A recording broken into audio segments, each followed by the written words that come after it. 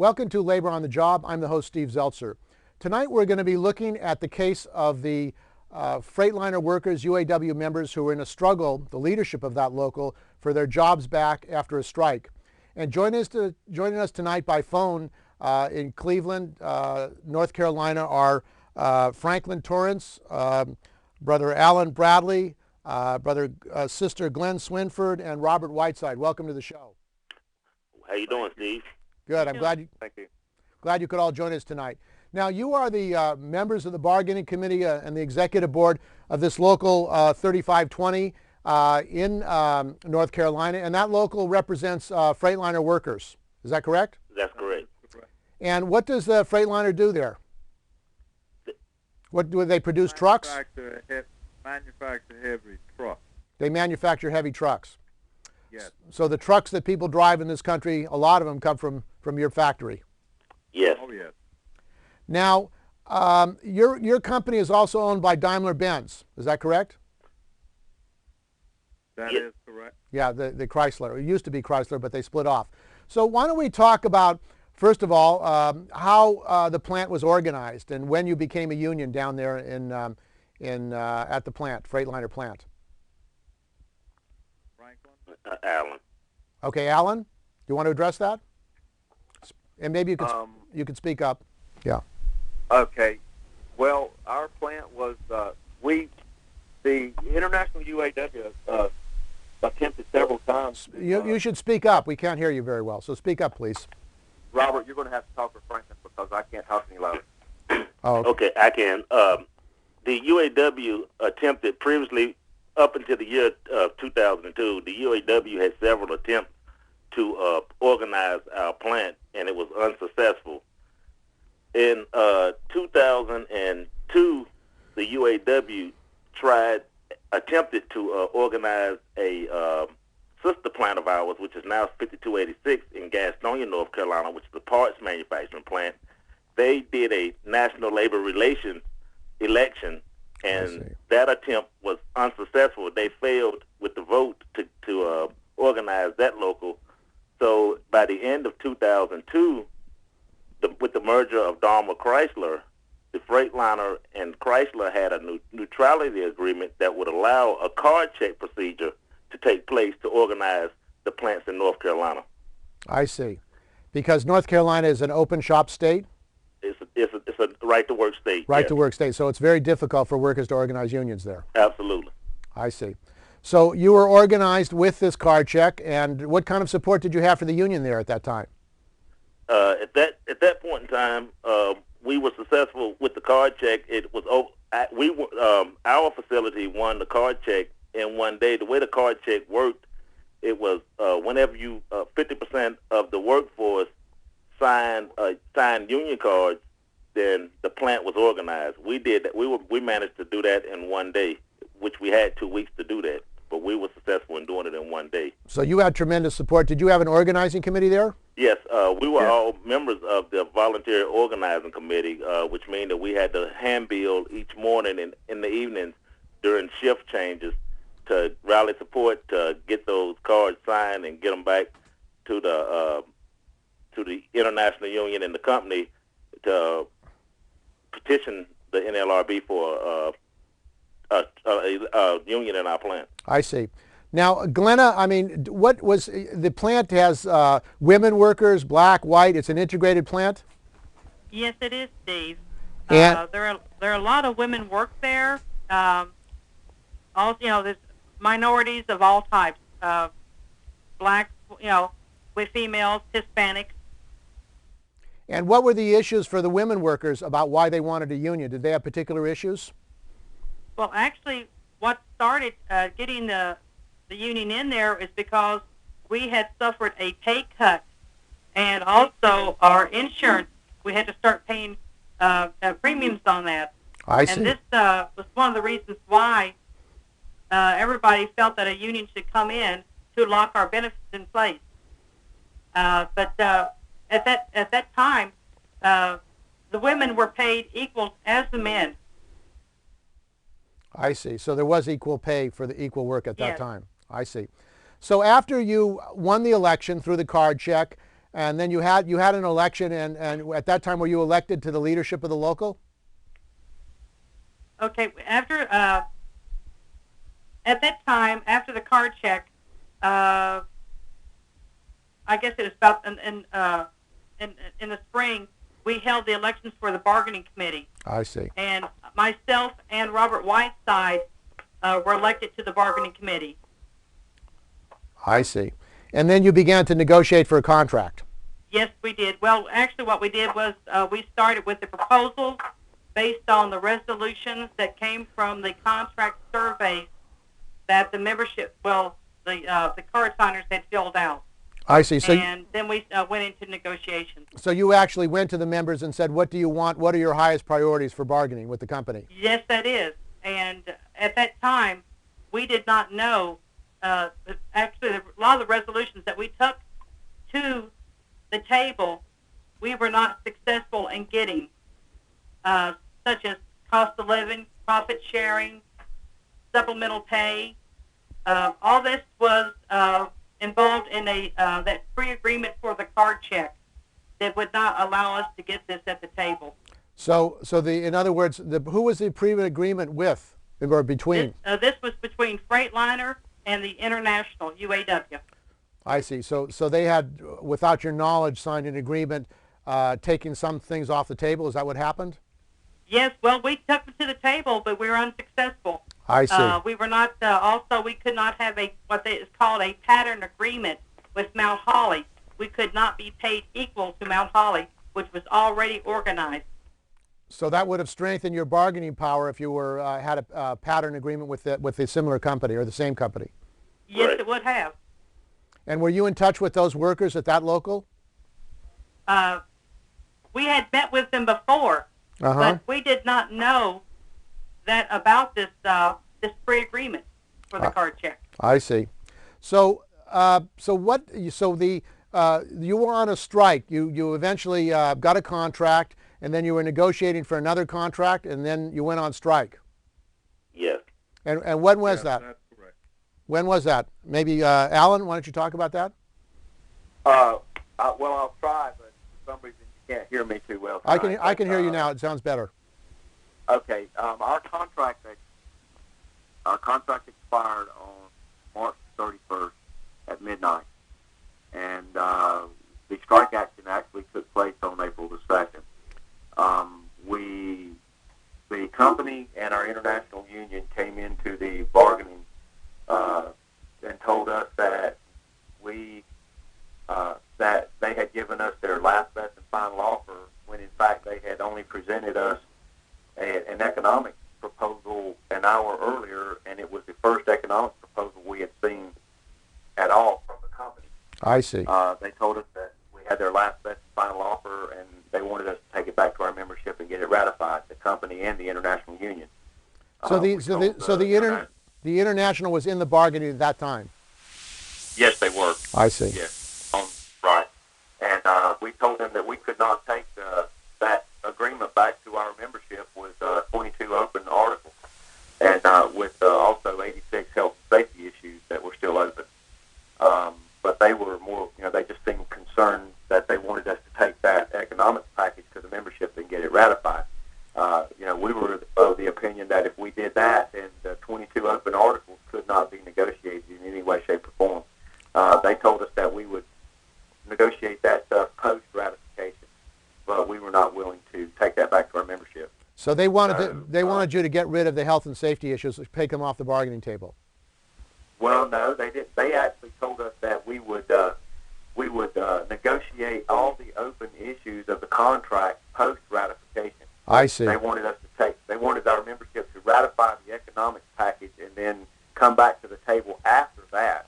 And well, not really come back to the table, but meet individually with the company and try to negotiate the open issues. So they were telling you how they wanted negotiations to be organized, in other words. Absolutely. Yes, exactly. And what happened? Well, on April the 1st, the company and our international left the bargaining table. The international told us they were going back to Detroit. The company said we're going back to Portland, Oregon. And we were instructed by our international that we were on an hour-by-hour that we were hour by hour on our agreement or on our contract, and that we were to meet, the local bargaining committee was to meet with the local management the following day, which would be April the 2nd, and continue negotiating on the contract. We had just stayed up approximately 48 hours and were so exhausted we didn't know whether we were coming or going. Sure. So, and at that time, we just, took everything that they had said for granted, that we were hour by hour on our contract, and we left. They left the table, so we went back home and got some rest and came back Monday morning, April the 2nd, prepared to negotiate with the company. At around 8 a.m., the human resources manager called and informed us that the local company bargaining committee would not meet with the union bargaining committee in any way, shape, or form until such time that we signed off on a tentative agreement for the economic proposal that they had presented to us on the 1st. So they were cutting off bargaining. I was actually the one that took that phone call, and Robert Whiteside is bargaining there. So I told Rick Klein, the HR manager, that I would pass that information on to Robert Whiteside, and he would get back to him. And we had been receiving calls from our membership that morning while we were sitting at the table waiting for the company to come back to the table, telling us that they were getting called at home and were being instructed that that Good Friday, which was the next Friday, was not going to be a holiday because we did not have a contract in effect. I asked Rick Kleinus about this, and he said, that's correct. You don't have a contract. You don't have an extension to the contract, so therefore you don't have a holiday coming up this Friday. So he told you basically you're working without a contract. I said, okay, well, thank you, and I notified the entire bargaining committee of what had happened during that conversation. So we're speaking with Allan Bradley. At that time, Robert Whiteside instructed one of the members of the bargaining committee that had a relationship with an attorney with the NLRB, the National Labor Relations Board, to call him and get some guidance from him. And the NLRB instructed us that if our local bargaining committee had not been involved in a contract extension or any discussions on a contract extension, and if we had not signed an extension, that there was not an extension, and that our employees were at-will employees and could be disciplined up to termination without any ramifications whatsoever to the company from it. So we're speaking with Allan Bradley. Okay. We called the president of our local into our meeting, and we were trying to get the international reps that were at the table with us previously on the phone so that we could get some clarity to the situation from them. And we were not successful until later that afternoon in reaching the international union. So, we tried all day that day to contact the international, just like Allan had stated. okay. So, But it didn't happen. you weren't able to get in touch with them. So you went on strike. What you just made a decision. The membership made a decision to go on strike on what day? On April the 2nd, the bargaining committee took a vote. We voted unanimously. There was 9 members of the bargaining committee plus 2 alternates. I see. And the vote was 11 to 0 in favor of a strike. Okay, so you went on strike. No, after that, we said, let's get the executive board involved with this before we make this decision. So the president told the bargaining committee, let's go back to the local, and I'll call in the rest of the executive board, which the executive board and the strike committee and the bargaining committee makes up a strike committee. And he said, let's take a vote with those two committees calling the strike committee, and let's see how that goes. And we took a vote there. We took 2 votes. So that second vote, it was also in favor to strike and take action. I see. So then what happened? We notified the members. We went in the plant. We notified the members and let them know that we were not on we did not have the authorization of the international to take strike action, but we as a local has agreed to take strike action against the company. I see. And then what happened? And members, we told them to use their own judgment. If you feel like this is worth taking action for, let's take a stand.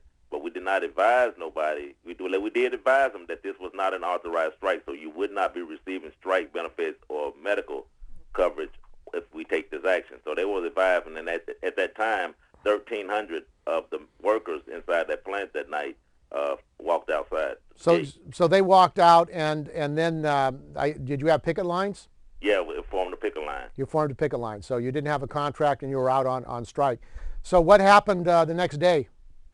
Well, the next day, some members showed back up at the picket line, but that night during the strike, the president of our local sent out a phone tree message to all the workers, and at that point, all the way up until we took action, the president was in support of whatever the bargaining committee or the strike committee decided to do. But after the action took place around 11 p.m. that night, he sent out a phone message to all the first shift employees telling them to come to work, that this was an unauthorized strike and not a strike sanctioned by the membership. That's when he sort of flipped the fence and told the workers to come to strike and end the strike. So, but that next day, some workers did show up at the picket line, on the picket line again. I see. So then what happened? And at that point in time, the International had sent a fax across sometime that night during the actions.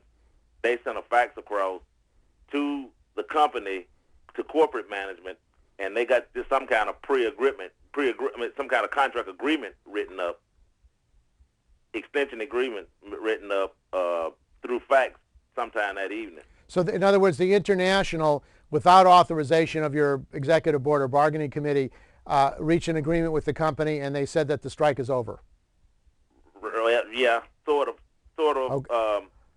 Okay. After they had some kind of contract extension that they had negotiated without the bargaining committee. Without the local leadership. So, right. So what happened then? After that, the International got on the planes, and they flew back down here to North Carolina, and the corporate flew back to North Carolina later that evening. They were telling us that we were going to go back to the table and finalize this contract, that we were going to get an agreement to bring back to our membership. I see. And what happened to you guys? 11 members was terminated. 5 members of the bargaining committee and 5 grievance handlers and 1 rank and file member was terminated after the actions took place. So they basically retaliated against the leadership of the local. Yes.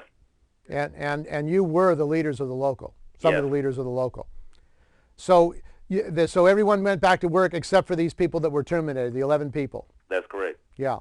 And so you've been fighting since March then, or April the 3rd? Yes, since April 3rd. For your jobs back.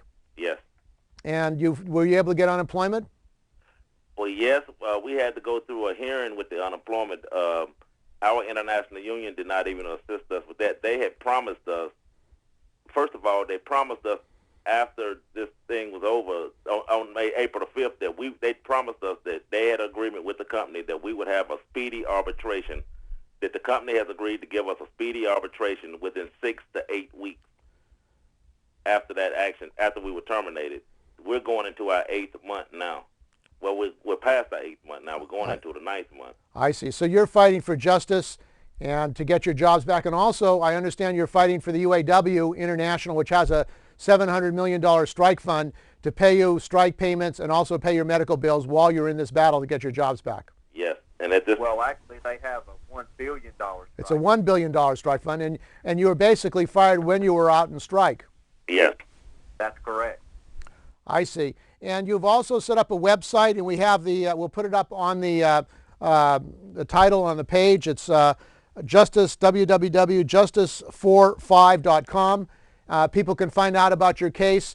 And basically, it sounds like you're going to stay together and you're going to fight for justice and fight to get your jobs back. Well, I want to thank you. I wish we had more time to talk about your case, but we will let people know about your website, and also you're raising some funds to survive when the unemployment runs out. It's a very difficult situation, and also you're taking up a campaign to get the UAW International to give you funds from the strike fund, the $1 billion strike fund, and medical benefits. So I want to thank you for being on Labor on the Job, and good luck in your struggle. And we'll take up this case later on in another show. So thanks for joining us tonight. Thanks, Steve. Thank you, Steve.